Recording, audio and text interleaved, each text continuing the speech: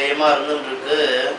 இந்த வேதத்தை சொன்னால் என்ன பலன்னு யாராலையும் சொல்ல முடியாது, அப்படி இருந்துருக்கு. இந்த வேதம்ன்றது எங்கே இருக்குது, யார் எழுதுனா அப்படின்னாக்கா யாரும் எழுதலை, எப்பவும் இருந்துருக்கு. ஆனால் அழிவும் கிடையாது. சஹசிரவர்மா சாமவேதா. நீங்களாம் திராட்சாயண சூத்திரம் சாமவேதம். இந்த சாமவேதத்துக்கு எத்தனை சாக்கை இருக்குன்னா எந்த வேதத்துக்கும் இல்லாத அளவுக்கு 1008 சாக்கைகள், 1000 சாக்கைகள் இருக்குது இந்த சாமவேதத்துக்கு. இந்த 1000 சாக்கையிலையும் இப்போ இருக்கக்கூடியது கௌசும சாக்கா அப்படிங்கிற ஒரு சாக்கை ரொம்ப பிரபலமாக இருந்துருக்கு. அடுத்ததா ஜெய்மினிய சாக்கைன்னு ஒரு சாக்கை இருக்கு. அப்புறம் ராணாயணின்னு சாக்கை இருக்கு. பாக்கி 997 சாக்கை என்ன ஆச்சு, அழிஞ்சு போச்சா அப்படின்னா அழிஞ்சு போச்சுன்னு சொல்ல முடியாது, அது மறைஞ்சி இருக்கு. அந்த மறைஞ்சி இருக்கிறதுனால தான் அந்த வேதத்துக்கு மறைனே பேரும். திடீர்னு நாளைக்கு பிரளய காலம் ஏற்பட்டு மறுபடியும் பகவத் அவதாரங்கள்லாம் ஏற்படும் போது அந்த வேதம் மறுபடியும் நமக்கு கிடைக்கும். அப்படிங்கிறதுனால அந்த வேதத்துக்கு தமிழில் மறைன்னு சொன்னால் ஒளிஞ்சு இருக்கிறதுன்னு அர்த்தம். அப்படி அந்த வேதமானது இருக்குது. இந்த வேதம் எங்கே இருக்குதுன்னா ஆகாச மண்டலத்தில் இருந்துகிட்டே இருக்குது. எப்படி மார்கோனி ரேடியோவை கண்டுபிடிச்ச அப்புறம்தான் எங்கேயோ மெட்ராஸில் உட்காந்துட்டாக்கா நம்ம இங்கே எப்படி எஃப்எம்ஐ கேட்குறோமோ அதுபோல் ஆகாச மண்டலத்தில் இருக்கக்கூடிய இந்த மந்திரங்களை எல்லாம் மகர்ஷிகள் தன் வாக்கு மூலமாக சொன்னதுனால ரிஷிகள்னு சொல்கிறா.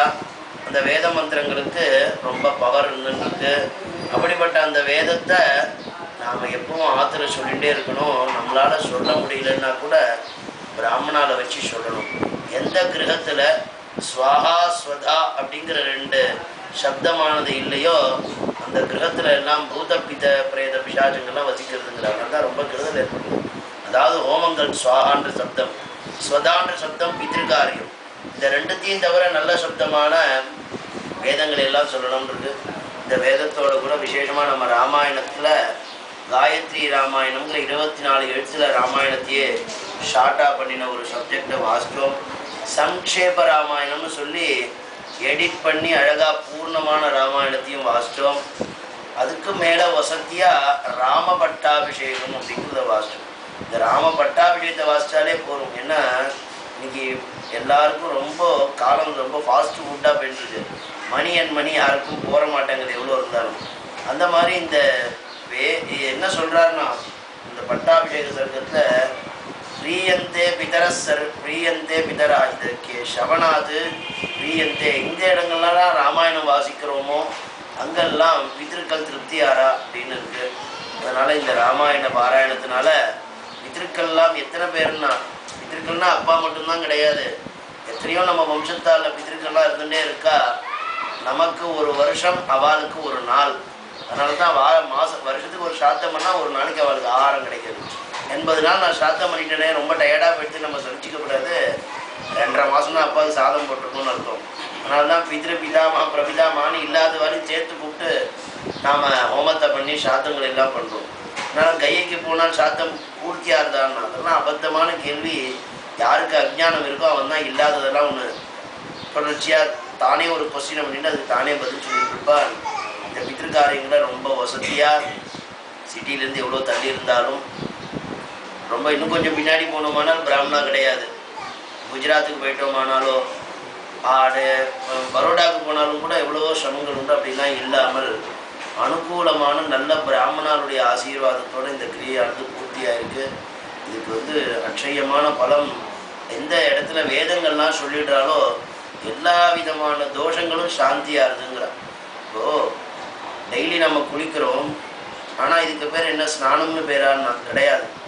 ஒரு காலத்து கேரளாலாம் பார்த்தீங்கன்னா நித்தியம் இந்த புழையிலையோ நதி தீரங்கள்லையோ தான் ஸ்நானம் பண்ணுவாள். அதை கூட ஒரு விதத்தில் ஸ்நானமாக எடுத்துக்கலாம். ஏன்னு சொன்னாக்கா எந்த இடங்களில் சந்திரனுடைய கிரணம் படுறதோ அது பவித்திரமான அமிர்த ஜலமாகிடுது. ஆனால் நம்ம டேங்கை மேலேயும் மூடி வைக்கிறோம், ஆற்றுலையும் மூடி வைக்கிறோம். சரி, இது ஸ்நானமானு கேட்டால் இது ஸ்நானமே கிடையாதுங்கிறார். ஸ்நானம் பஞ்சவிதம் போக்தம், 5 விதமான ஸ்நானம் இருக்கான். என்னென்ன ஸ்நானம்? நான் உடம்பு முடியலேன்னு விபூதி ஏட்டுண்டா அந்த இடம் சுத்தமாயிடுது சரீரம். அடுத்ததா மந்திரங்களை எல்லாம் சொல்லி நவகிரகம் தண்ணிக்கு ஜபங்களை பண்ணி புண்ணியாக வாச்சனம்னு பேர், பாவமான சூத்திரம் இல்லை புண்ணியாக வாச்சனம், உதக சாந்தி எல்லாம் சொல்லி மேலே புரோட்சணம் பண்ணால் அது ஸ்நானத்துக்கு சமானம். எந்த டயத்தில் சூரியன் இருந்துட்டு இருக்கும் போதே மேகம் வருஷிக்கிறதோ அதுக்கு வாருணம்னு பேர் அந்த ஸ்நானத்துக்கு. அங்கே போய் ஸ்நானம் பண்ணால் அது ரொம்ப விசேஷம். கோதூளிகை பசுமாடு சாயங்காலம் இப்போ 6 மணி ஆச்சுன்னா நதியில் எல்லாம் சாப்பிட்டு பசுக்கள் எல்லாம் திரும்பி கிராமத்துக்கு கொட்டைக்கு பார்க்க வந்துட்டு இருக்கோம். அது பின்னாடி போனோம்னா நம்ம மேலே எல்லாம் அந்த கோதூளிகை எல்லாம் படுவோம். அது ஸ்நானத்துக்கு சமானம். இப்போ போனால் பாம்பேயில் டெஸ்ட் பஸ்ஸோட குப்பை தான் பண்ணுறது. அப்படி இல்லாமல் அந்த பசு பின்னாடி போகணுங்கிற பசு பின்னாடி போகும்போது அது ஸ்நானத்துக்கான சமானம். விபூதியினால் ஸ்நானம், அதுக்கு ஆக்னேயம்னு பேர். இதுக்கப்புறம் நதிகள்லாம் கங்கா யமுனா சரஸ்வதி நதிகள்லாம் ஸ்நானம் பண்ணால் அது ஒரு ஸ்நானங்கிற. அப்படி இந்த பவித்திரமான ஸ்நானம் எங்கேருந்து கிடைக்குதுன்னு அந்த வேதத்திலேருந்து கிடைக்கிறது. இந்த வேதங்கிறதுக்கு என்ன பண்ணாலும் போகாது, எல்லா விதமான சப்ஜெக்டும் இந்த வேதத்துக்குள்ளே தான் அடக்கம். அது இந்தியாவில் தான் அடக்கம். அந்த இந்தியாவில் பிராமணால்கிட்ட தான் அடக்கம். ஏன் அப்படின்னா நீங்கள் யோசிச்சு பாருங்க, எத்தனையோ வித்தியை நாம் படிக்கிறோம். அகம் பிரம்மாஸ்மி, நான் யார் அப்படிங்கிற கேள்வி நீங்கள் கேட்டு பாருங்க. இந்த சரீரம்தான் நானா அப்படின்னா அப்பா சரீரம் போனதுனால அப்பா போயிட்டாரான்னா இல்லை, அப்பா சூக்ஷ்ம ரூபமாக இருந்துன்னு இருக்கார். இந்த சரீரம் எப்படி இருக்குன்னா அனித்யானி சரீராணி. கீதையில் பகவான் கிருஷ்ணர் சொல்கிறார், தீபாவளிக்கு புது ட்ரெஸ் எடுத்தால் அடுத்த வருஷம் தீபாவளிக்கும் அதே யூஸ் பண்ணுறதில்ல, மறுபடியும் வேறு மாற்றிகிட்டே இருக்கா மாதிரி சட்டை மாதிரி சரீரம் மாறின்னு இருக்கு. அம்மாவாக இருந்தாலும் தவறி போனதுக்கப்புறம் பேர் பார்த்தீங்கன்னா ரூபம் பித்ரு ரூபம்னே வந்துடும். அதே போல் இந்த சரீரமானது எப்படியெல்லாம் மாறின்னு இருக்கோ அது போல் தேவதைகள்லாம் ஏற்பட்ட பேர் இருந்தாலும் இந்த ஆத்மா எங்கே இருக்குன்னு யாராலையும் சோனோகிராஃபி பண்ண முடியாது. அந்த ஆத்ம விசாரம் நான் யார். ரமண மகர்ஷி இருந்தார், காஞ்சி பெரியவர் இருந்தார், ராமகிருஷ்ண பரமஹம்சர் இருந்தார், விவேகானந்தர் இருந்தார். இவெல்லாம் நினைச்சாருன்னா கோட்டி கோட்டியாக பழத்தில் குவிச்சுட்டு சுகமாக சாப்பிட்டுட்டு சுகமாகவே இருந்திருக்கலாம். ஆனால் அப்படி இல்லாமல் எல்லாத்தையும் பரித்தியாகம் பண்ணிட்டு எங்கேயோ ஓடினான். ராமானுஜர் பொண்டாட்டியே விட்டுட்டு போனார். மருத்துவர் சன்னியாசம் வாங்கிட்டாரேன்னு பொண்டாட்டியே தூக்கு போட்டுன்னு செத்து போயிட்டாராம். எத்தனையோ துக்கங்கள்லாம் போனதுக்கப்புறம் கூட எதையோ ஒன்று தேடினான்னா அது என்னன்னா அதுதான் ஆத்மா, ஆத்ம விசாரம். அகம் பிரம்மாஸ்மி. இந்த ஆத்மா லயிக்கிறதே, தூங்கும்போது ஏதோ ஒரு ஆனந்தம் கிடைக்கிறதே, எங்கேயோ போய் ஒளிஞ்சிக்கிறோமே, அது சின்ன ஆனந்தம், அதை விட ஒரு பெரிய ஆனந்தம் இருக்குது. அந்த விஷயங்கள் எல்லாம் சொல்கிறது தான் இந்த வேதம். நாம் படிக்கக்கூடிய எம்பிஏவோ வேறு எந்த ஒரு டாக்டரேட் விஷயமோ சம்பாதிக்கிறதுக்கு யூஸ் ஆகலாம். இல்லைன்னா 10 பேருக்கு நாம் சலாம் போடலாம், நமக்கு 100 பேர் சலாம் போட வைக்கலாம். ஆனால் இந்த வேதமானதை படிச்சுட்டோமானால் ஒருத்தனுக்கு பரம புண்ணியம் கிடச்சி போகிறது. யார் ஒருத்தன் 96 லட்சத்தில் 7 பிறவி மனுஷ பிறவி, அதில் வேதம் படிக்கக்கூடிய ஒரு பாக்கியம் பிராமணனாக பிறக்கிறதே மகா உத்தமம். அதுலேயும் வேதத்தை படிக்கணும், இல்லைன்னா கேட்கணும். அப்படிப்பட்ட ஒரு ஜென்மா கிடைச்சிட்டு தான் ரொம்ப வசதியான ஒரு காரியம்னு சொல்கிறேன். அந்த மாதிரி இங்கே வேத பாராயணங்கள்லாம் நடந்திருக்கு. நான் அதுபடி இந்த நவக்கிரகங்களும் நடந்து இந்த நவக்கிரகங்கள்னால ஏற்படக்கூடிய பலன்களும் உங்களுக்கு கிடைக்க போகுது. எல்லா விதமான க்ஷேமங்களும் ஏற்பட போகுது. இந்த வேதத்தினால கிடைக்காததே ஒன்றும் கிடையாது. என்கிட்ட ஒருத்தர் கேட்கும்போது சொன்னார், எல்லாம் கரெக்டு, வேதங்கள் தர்மம்னு பேசுகிறேன், கெட்டவன்லாம் ராஜ்யம் பண்ணிட்டு இருக்கான், அநியாயம் பண்ணலாம் ராஜ்யம் பண்ணிட்டு இருக்கானே, இதுக்கு என்ன காரணம்னா அதுக்கும் இந்த வேதம் தான் காரணம்.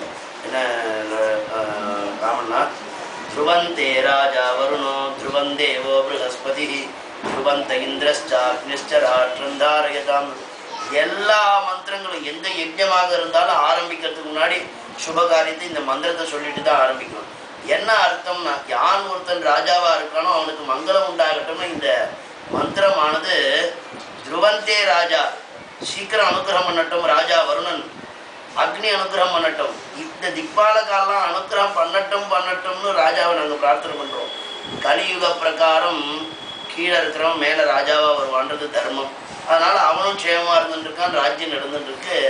ஆக தப்பான காரியத்துக்கும் காரணம் வேதம்தான், நல்ல காரணத்துக்கும் காரியம் வேதம்தான். இந்த யுக தர்ம பிரகாரம் எங்கேயோ தப்பு நடந்துட்டுருக்கே தவிர வேதத்தினால நாம் எல்லா விதமான க்ஷேமத்தையும் அடைகிறோம். வேத சப்தத்தினால தான் நாம் சம்ஸ்காரம் பண்ணிக்கிறோம். வேத சப்தத்தினால தான் குழந்தை பிறக்கிறது, நாமகரணம், ஜாதகர்மா, புண்ணியாக வாச்சனம், பூனன்ற பவித்திரமான வஸ்து, இப்படி எல்லாம் இந்த வேதத்தினாலே இருந்துருக்கு. வம்சவனத்தையும் சீமந்தத்தையும் பார்த்தீங்கன்னா இந்த பன்னிமுள்ளால் ஒரு கோடு கொடுக்கும்.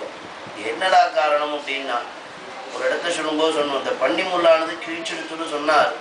எந்த ஒரு சர்ஜனாலையும் அந்த தோலையே ஒன்றும் சேர்க்க முடியாது.